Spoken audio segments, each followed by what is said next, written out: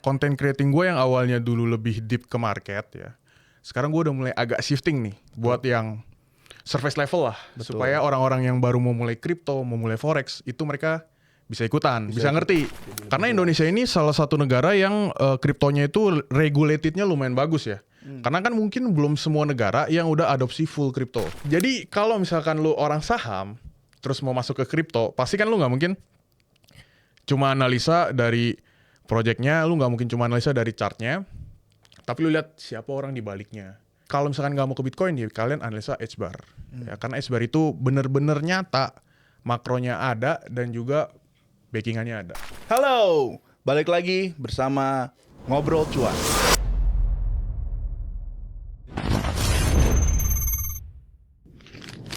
Hari ini kita udah hadirkan orang besar dari dunia kripto dan dunia trading sebenarnya. Kita sambut Bro Rian Adi Pradana. Halo. Kita mau mengorek seorang yang besar hari ini karena dia sudah membuktikan sabda-sabda Rian yang terbukti BTC ke atas 120k. Bro Rian, apa kabar? Baik, cuma Salaman lo dong kita. kena mental sedikit ya. Kemarin lihat Bitcoin turun Oh iya. 114.900, buset. Wah, FOMC-nya parah banget sih kemarin ya. Itu gila sih. Aku tadi malam sih, wah kurang ajar ya. Market itu sangat kurang ajar ya. Inilah kenapa hari ini dihadirkan Bro Rian. Memang market itu kalau sama Bro Rian agak-agak segan. Makanya begitu tahu Bro Rian mau podcast, langsung dia Dikasih ke bawah dulu ya. Langsung minder dia ke bawah gitu. Bro Rian, Yes. kesibukannya apa sih sekarang lagi di dunia kripto nih? Kan tadi bilang Bitcoinnya ke bawah, lu lumayan getar juga kan? Ya, betul. Ada project atau lagi ngerjain apa sih? Biasalah, trading, investing, terus juga kita cari side quest di Web3. Banyak lah kalau misalkan forex juga kita bisa trading ya. Terus ya biasalah kita cari cash flow juga dari content creating ya, dari IG, terus juga dari platform-platform lain. Sama lah kayak lu yang lo lakuin sekarang. Wow, jangan disamain. Saya kan orang kecil. Anda kan orang besar. Apanya kecil? Oh, portofolionya ya. Oh. Portofolionya. Oke, sekarang sibuk trading.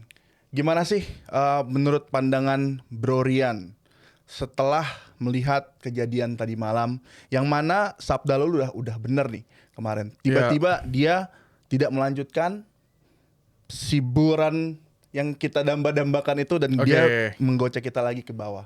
Itu kira-kira penyebabnya apa ya Bro Rian ya? Menurut Bro Rian aja. Oke, gini. Jadi yang teman-teman lihat kemarin itu udah ada Bitcoin ke 120.000 ya, dengan waktu itu gua remind untuk take profit di 115.000, which is udah hit berarti ya kemarin ya.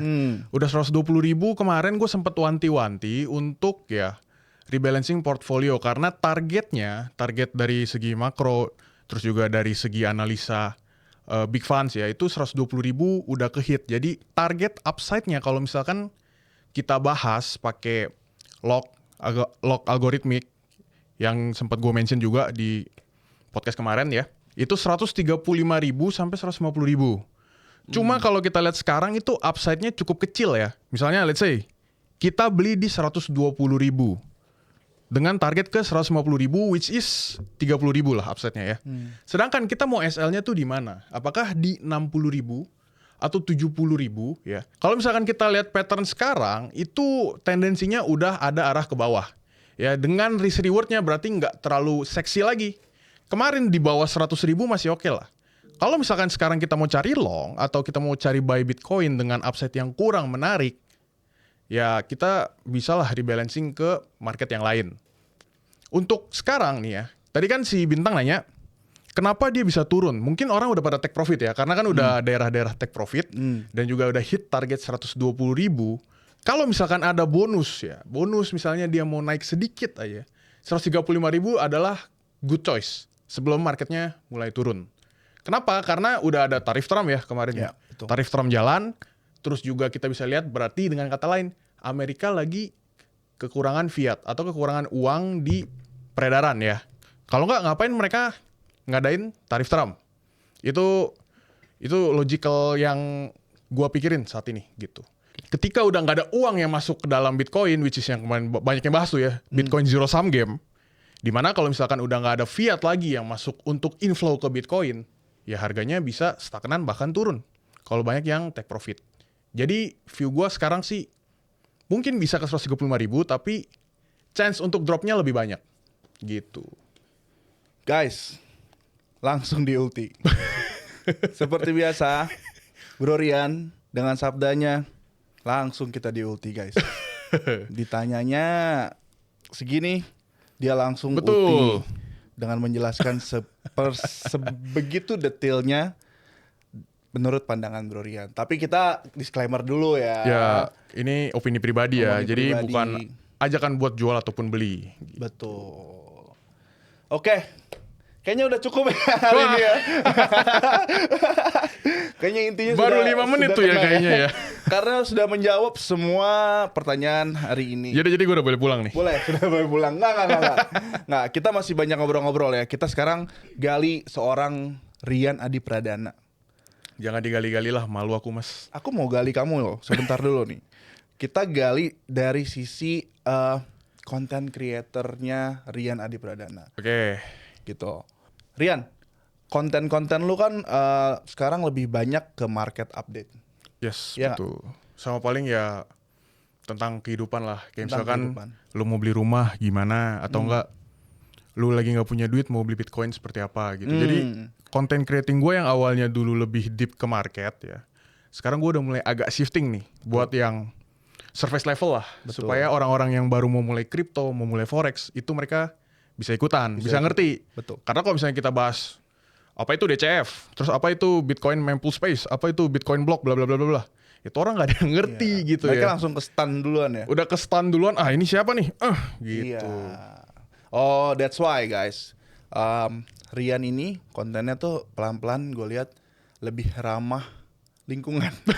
Iya, biasanya gue agak berat topik-topiknya. Lo bisa follow IG-nya Rian di sini untuk market-market update yang dia kasih dengan edukasi-edukasi tentang financial di IG-nya Rian. Tuh. Ya. Yan, menurut lo nih Yan, saat ini kan pajak kripto dinaikin Yan di Indonesia. Lu sebagai trader Yan, apa respon lu? Apakah itu mempengaruhi trading cost lu kah? Atau mungkin Ya.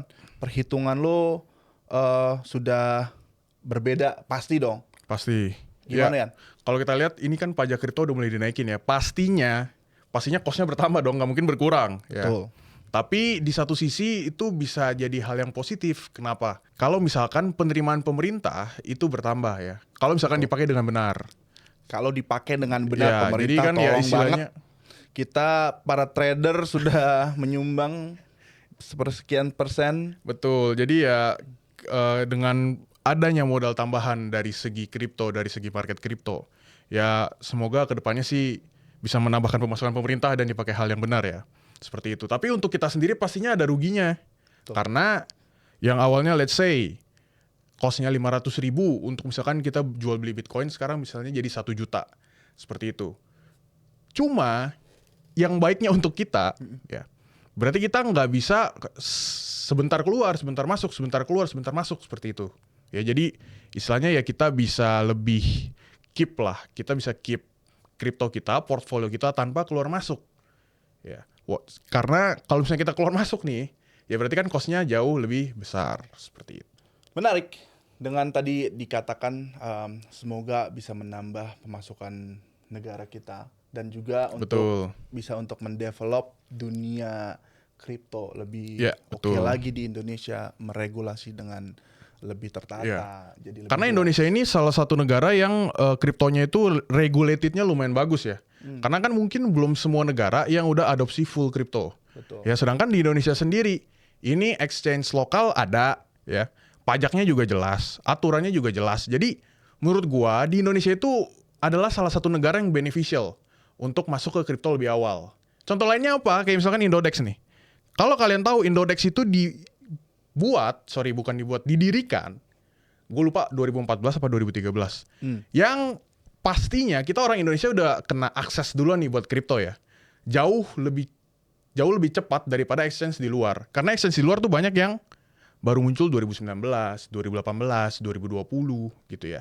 Sedangkan Indonesia sendiri dari 2014 itu udah ada. Ya, jadi dari segi advancement-nya, dari segi kita terexposure ke kriptonya itu sebenarnya lebih cepat daripada negara-negara barat.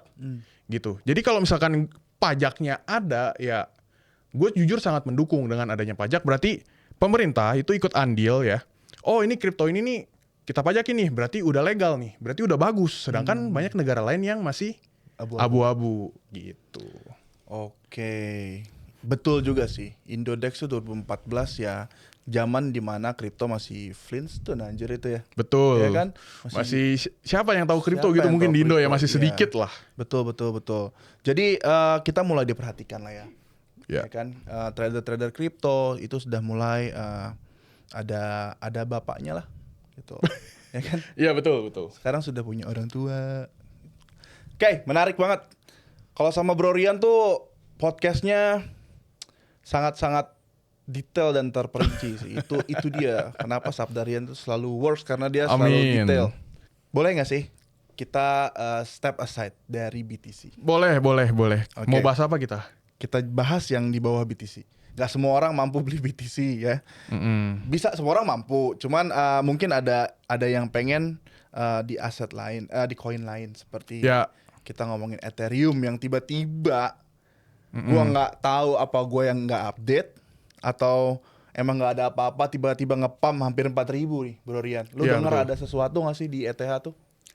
Kalau dari gue sih karena dia ngikut mother of coin-nya sih ya. Bitcoin-nya kan udah breakout lanjut all time high kemarin yang sempat ke 123.000 ya. 122, 123.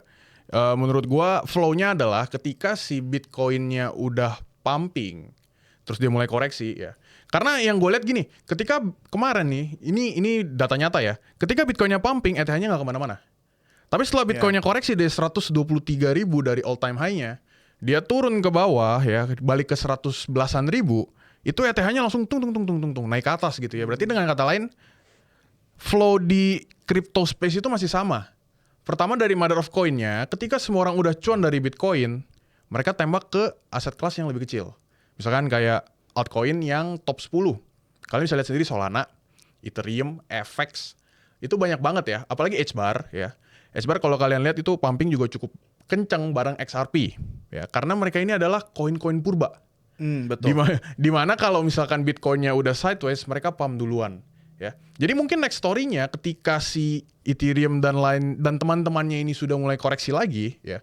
Mungkin 4.000 lah untuk Ethereum ya. Kita baru bisa ngelihat ada crypto small caps, altcoin small caps itu baru mulai merangkak naik lagi gitu. Jadi ya balik ke pertanyaan lu tadi, untuk si Ethereum kenapa bisa naik? Karena mother of coin-nya udah all time high. Oh jadi gitu ya di kripto tuh ya? Yep. Dia mother coin dulu, BTC dulu, BTC ke smaller cap kayak ETH ya kan, kayak ETH, kayak Ethereum, terus baru turun lagi tuh. Baru turun ke yang micro cap lah berarti. Oh. Betul. Maklum, orang kecil. Ya kan? Jangan merendah gitu dong. Kita kan harus merendah dulu biar keroket. Banjay. Meroket. Menarik banget ya kalau sama Bro Rian nih. Lagi Sabda Bro Rian.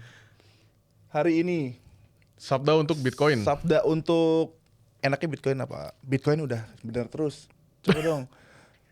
Ada nggak Bro Rian ada main di koin-koin yang unik nggak?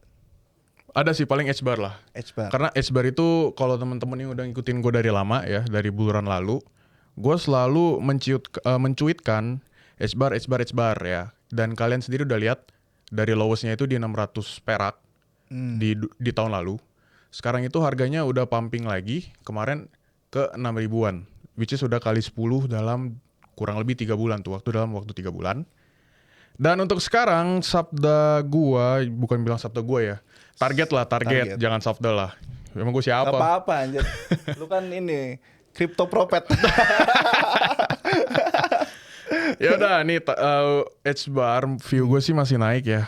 Untuk 0,4 0,4 0,5 itu masih sangat possible. Tapi perlu di notes, H bar itu geraknya lama sekali ya teman-teman. Jadi nggak bisa lu hari ini hold. Wah, gue berharap besok kali 2 nih, kali 3 itu nggak bisa karena dia koin purba. XRP juga sama ya. Tapi yang bisa gua jaminkan adalah H-Bar itu punya project yang emang nyata dan kerja bareng pemerintahan si Trump. Oke, jadi dia ada di balik pemerintahan Trump, projectnya nyata, dia kerja sama bareng kementerian-kementerian di negara-negara lain. Jadi projectnya itu real, bukan project di dalam Web3, tapi project masuk ke dunia nyatanya. Ya, terus dia juga banyak DePIN kalau kalian tahu, decentralized physical infrastructure ya. Terus dia juga udah mulai masuk ke pemerintahan, tadi ke sekolah ya, ke universitas. Jadi kalian bisa cek sendiri semuanya, bahkan si H-Bar ini dia udah masuk ke Hyundai, ke Kia ya, untuk sistem tracking mobilnya. Jadi kalau misalkan kalian mau analisa bukan pakai garis doang ya, mau pakai fundamental, mau pakai makro, mau pakai background di belakangnya, itu lu bisa analisa H-Bar. Ya tapi disclaimer di sini gua nggak pom-pom H-Bar karena kalau misalkan gua pom-pom pun itu menurut gua sih kalau kita beli barang-barang itu H-Bar nggak bakal naik. Karena market cap-nya juga udah besar. Ya. Cuma ini bisa jadi salah satu project kalau misalkan lu mau pantau, itu project yang benar-benar ada real world asetnya. Gitu. Lagi rame tuh ngomongin RWA ya. Betul. Nah, kayaknya itu cocok buat orang-orang saham tuh yang suka. Ya betul, Ya kan? bener banyak. Jadi kalau misalkan lu orang saham, terus mau masuk ke kripto, pasti kan lu nggak mungkin cuma analisa dari projectnya, lu nggak mungkin cuma analisa dari chartnya, tapi lu lihat siapa orang di baliknya, terus value-nya kayak gimana, enterprise value-nya seperti apa. Ya orang-orang saham tau lah, PE, BV-nya dan lain-lain seperti itulah. Cuma kalau misalkan masuk ke kripto mungkin masih bingung nih, kayak Bitcoin tuh analisanya gimana. Ya, kita bisa analisa pakai dari segi mining cost-nya kah berapa, terus juga infrastructure cost-nya berapa. Nah, tadi kalau misalkan nggak mau ke Bitcoin ya kalian analisa H-Bar. Ya, karena H-Bar itu bener-bener nyata, makronya ada dan juga backingannya ada gitu. Jadi bukan yang sembarang koin, Bukan sembarang ngomong koin yang project yang ya. meluncur di exchange, twing, besokannya rug pull gitu. Menarik untuk orang-orang saham yang nonton. Mungkin kalau Bitcoin terlalu scam menurut kalian, coba Waduh. kali koin yang lebih scam lagi. Tapi at least ada yang bisa kalian cari tahu asal usulnya gitu. Itu menarik juga. Wow. Gila. Di ulti terus gua. Tukeran kita. Enggak lah, Lu mau di di sini ulti lah. duduknya. Di ulti terus gua. Menurut Bro Rian, di Indonesia sekarang, kita bandingkan dengan tahun lalu kripto di Indonesia, Ya, gua rasa orang-orang yang terjun di kripto tahun ini itu lebih banyak. yes, Ya betul. kan? Gara-gara pumpingan tahun lalu. Ya, Ya kan? Semua orang sekarang kepo sama kripto. Jujur, teman-teman gua itu nggak ada yang basicnya kripto. Sekarang oke. mereka nyemplung satu-satu. Even ada yang nanya ke gua, "Bro, boleh ajarin nggak?" "Bro, gua aja masih belajar gua gitu." Gitu. Menurut Borian, akankah tren kripto di Indonesia ini akan tetap begini atau begini? Setelah adanya bear market, dah kita ngomongin bear market nanti ke depannya. Oh ya, oke. Menurut gua di Indo ya, itu trennya itu nggak akan selalu naik. Dia cyclical lah. Kayak misalkan kita ngomongin saham, forex, kripto, itu menurut gua semua cyclical. Kayak di 2021 kemarin, kripto. Ketika lagi bear market ya, ketika bear market itu pasti pasar kripto sepi. Karena semua orang rugi, nggak ada yang bahas kripto lagi ya. Karena untuk apa misalnya kita mau buy kripto nih tapi lagi turun gitu. Apa yang mau kita bahas? Nggak bisa. Nah, jadi ketika bear market untuk kripto, apalagi mungkin di 2026 ya, 2026 which is tahun depan. Ya ketika bear market pasti sepi lagi. Gue berani jamin ketika lagi turun kripto itu akan sepi lagi. Tapi kalau misalkan kripto sepi, berarti ada yang naik lagi nih. Ya, Ya, entah hasil karena apa. kan masa itu kan nggak mungkin hilang ya. Misalkan yang awalnya ngeliat kripto nanti pindah lagi kemana gitu. Nah untuk 2026 menurut gua trennya itu kan shifting ke saham Indo. Ya, saham Indo kenapa? Karena saham Indo sekarang udah hilang ya. Udah hilang itu dalam artian udah jarang ada yang bahas. Oke, udah jarang ada yang bahas, terus juga sahamnya lagi turun semua. Flow ke saham Indo juga lagi sedikit ya. Kalau kalian lihat net foreign flow-nya itu sangat kecil. Kalau misalnya kita lihat di tahun 2025, apalagi transaction volume-nya ya. Karena dulu gua sering mantau saham di 2021, 2020, itu daily transaction-nya itu bisa sampai 20 triliun, 25 triliun, tapi sekarang paling cuma 5 triliun, 6 triliun. Sangat jauh ya. Sangat jauh, udah jauh banget lah dibandingkan peak di 2021. Nah, ketika kripto sudah mulai sepi, udah mulai turun, orang Indo tetap harus investasi dong. Betul. Ya. Mungkin ada yang udah cairin investasinya nih, misalkan kita cairin Bitcoin. Kita bingung nih mau kemana gitu kan. Apalagi kita orang Indonesia, apakah kita mau beli gold? Ya bisa aja, tapi kalian lihat gold itu sekarang harganya udah di berapa? Udah di 3 ribuan, udah di pucuk lah, kita bisa bilang udah di pucuk ya. Yang lagi di bawah apa pilihannya? Ya cuma saham Indo. Karena walaupun kita ngeliat IHSG kita ada di angka 7.000, sering naik turun ya, 7 ribuan. Itu yang naik itu saham Pak PP doang. Banyak banget saham Pak PP. Pak PP. Ya, jadi untuk saham-saham lainnya yang di luar saham Pak PP ya, itu semua lagi di bawah, bahkan BCA lagi di angka 8.000. Bank semua lagi turun. Apalagi saham komoditas. Semua itu udah down 70%, 80%. Terus saham-saham cyclical itu hilang semua. Jadi opportunity-nya ketika Bitcoin-nya udah naik, lu cairin, pindah ke saham Indo. Gitu. Apakah salah kalau misalkan lu orang kripto nih, pindah ke saham? Nggak salah. Menurut gua nggak. Nggak salah kan ya? Karena gini, kita nggak usah munafik lah. Kita mau cari cuan kan? Lu mau cuan di kripto, mau cuan di saham, yang penting cuan. Ya. Jadi nggak usah lah lu jadi intinya fanatik. Oh gue cuma kripto doang nih, orang saham goblok. Atau enggak, oh gue saham doang nih, orang kripto mah nggak jelas gitu kan. Kalau misalnya bisa cuan, kenapa enggak?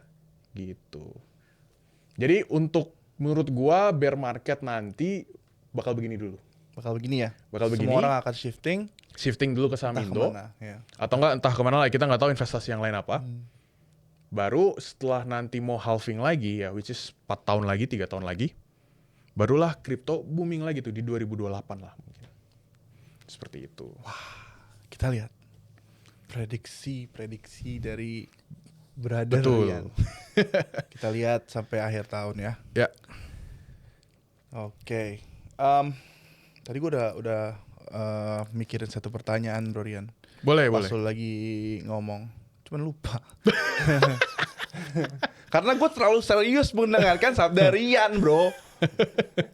Gue tuh nggak mau terjebak di bear market. Gue udah siap nih. Betul. Nggak ada yang mau rugi lah ya. Gue harus mempersiapkan diri gue untuk tahun depan. Kalau misalnya bear market kejadian di tahun depan, kalau ya kita nggak ada yang tahu lah bear market kapan, bulan kapan. Ya betul. Ya, cuman orang-orang besar aja yang tahu itu. Oke, Bro Rian, terakhir nih penutupan. Oke. Pertanyaan penutup dari gua. Kalau lu boleh kasih satu prinsip utama buat trader dan investor baru yang mau survive di market yang sekarang nih, orang-orang yang baru terjun, itu apa sih satu aja yang paling mantep prinsip? Yang paling mantep, ya. jangan revenge trading. Jangan pernah revenge trading. Lagi dan lagi dari episode 2. Emang ada lagi yang bilang gitu? Ya, sebelumnya nih ada episode 2 itu nggak boleh revenge trading juga. Ternyata itu sangat jelek ya. Itu sangat musuh bagi trader. Sangat jelek. Karena gini, lu revenge trading tuh buat apa nih? Misalkan, aduh, analisa gue udah salah nih. Lu revenge trading itu buat apa? Buat cari duit lu balik. Buat makan ego lu, karena lu nggak mau salah. Lu nggak mau ngaku salah, tradingan lu tuh analisanya jelek. Ya. Karena gini, lu revenge trading, berarti kan lu memakan bias lu sendiri nih. Misalkan, let's say kita lagi short Bitcoin. Bitcoinnya pumping, cerot, naik ke atas ya. Oh, masih bisa nih, kita cari lagi resist lainnya, kita cari terus resistnya gitu kan. Kita revenge short terus. Tapi kan kita nggak tahu kalau Bitcoin itu lagi uptrend. Ya. Misalkan kayak pump kemarin dari 110 langsung ke 123.000. Lu short terus aja lah, miskin lu. Miskin sih. Karena kalau misalkan lu revenge trading tanpa lu reset, kalau lu revenge trading tanpa lu reset, itu sama aja lu makan modal lu sendiri, ya. Misalnya logiknya nih, lu udah SL, berarti kan lu udah tahu nih arahnya salah. Tapi kenapa lu masih revenge lagi nih? Oh, gue short lagi makin gede. Nah, Padahal lu udah tahu arahnya salah gitu. Orang yang defense trading, gue tahu tuh mereka di dalam jati diri mereka tahu mereka salah, tapi mereka nggak mau ngaku. Ya, ini pasti turun nih. pasti turun ini Pasti turun. Wah, oke kita cari resist berikutnya, kita cari lagi resist berikutnya. Kalau lagi naik, ya kenapa lu nggak kena SL, lu ganti long gitu kan? Ya. Ya seperti itu. Karena kalau lu udah revenge trading, lu udah niat revenge trading, otak lu itu udah nggak bekerja maksimal lah. Ya. Itu Lu carinya short terus. Padahal kalau misalkan lu switch, lu riset, lu analisa ulang, atau bahkan lu ganti pair lah. Ya, misalkan lu udah analisa BTC nih salah, lu mau revenge trading lagi di BTC, makin hancur lagi. Kalau misalkan lu short lagi, rugi lagi, ya pusing gitu kan. Kalau misalkan lu ganti ke pair lain yang nggak ada hubungannya, misalkan kayak ke kemana ya, ke saham lah, atau nggak misalnya kita ke euro lah, ke forex lah. Nah itu kan nggak ada hubungannya tuh, nggak terlalu ada hubungannya ya. Jadi lu bisa riset dari awal, lu analisa lagi dari awal.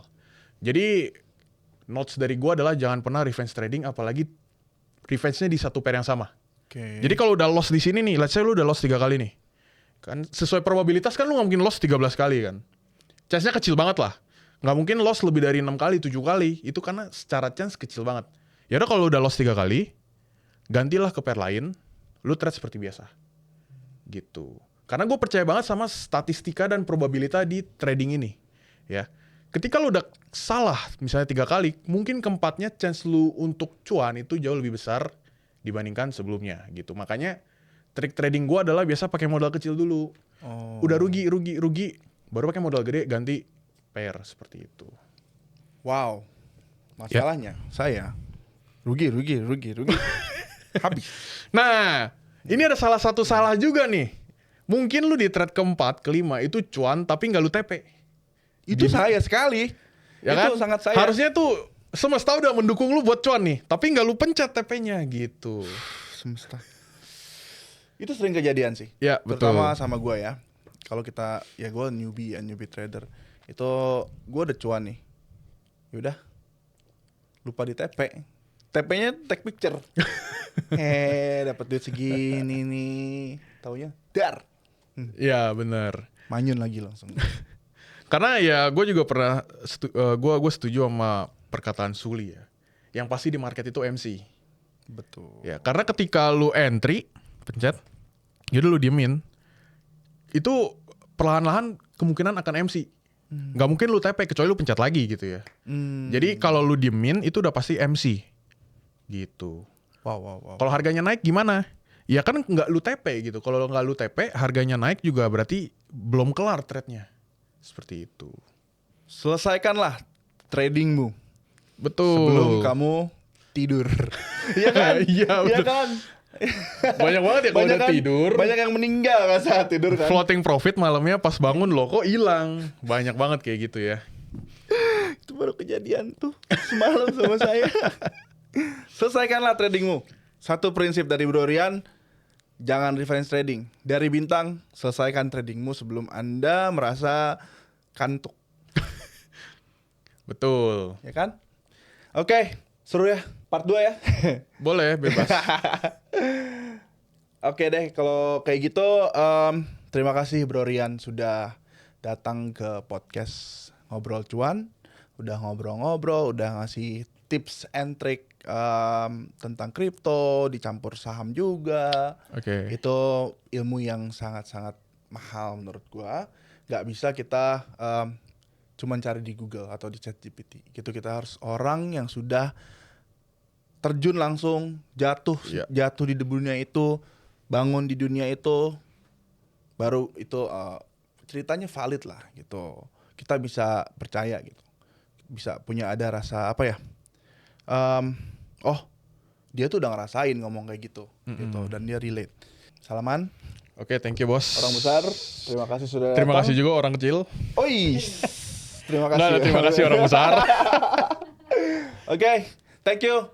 See you on the next episode. Thank you, bye-bye. Bye.